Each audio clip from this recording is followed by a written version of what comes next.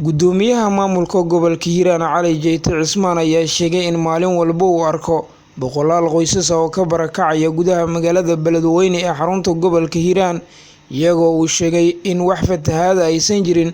Waxa uu sheegay gudoomiyaha gobolka Hiiraan in gaadiidka noocyadiisa kala duwan ay dadku ku qaxayaan balse aan la ogeyn dadkaasi halka ay geynayaan. Waxaana uu sheegay in maamulka gobolka Hiiraan uu xiray goobihii uu webiga karkarada ka jabsan jiray.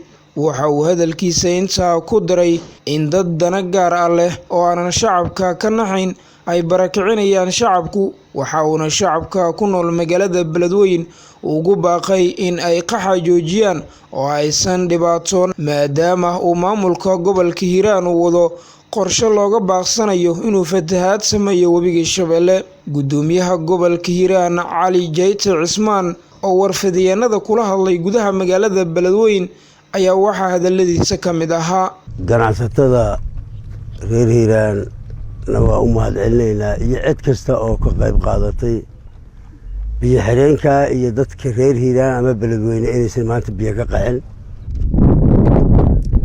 waxay tahay saakay iyadoo hawsh meelo badan lagu kala duulay ayaana dhinacan soo aaday.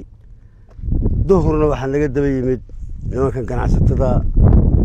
meeshaa waxaa ka muuqata in gacmo wadajir ay wax ku goy karaan, in gacmaheedu is hayaan. intaa waxaa ii dheeroon dhaliilayaa dadka magaalada Beledweyne degan oo qaxaya. waxay ka qaxayaana aan la arag, qof taqaanaa ma jirto. saaka markaan soo baxaya baabuurka iyo canuga iyo waxa is sii daba haya yaa makaagaan u dhintano. aniga hadda dadka reer Beledweyne meesha la gey doonaan la yaabana. warbiye ma jiraan, qooqanaan joognaa.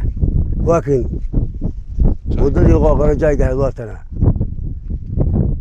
biyana ma hayno, meel walbana webigu waa ka xiran yahay.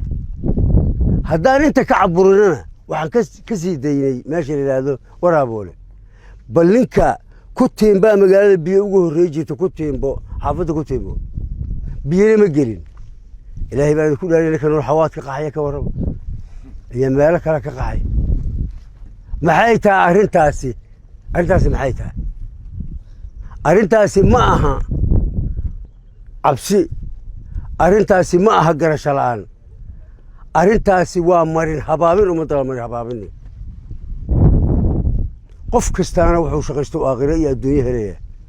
dad waaweyn oo danale oo wax kale ka shaqaynaya ayaa dadkaa qaxinaya masaakiinta.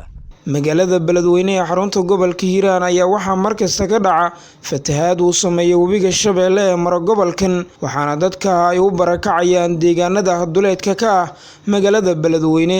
Ibrahim Maxamed Xasan, Ibrahim Jamuni, telefishinka caalamiga SB TV, magaalada Beledweyne, maamul goboleedka Hiirshabelle.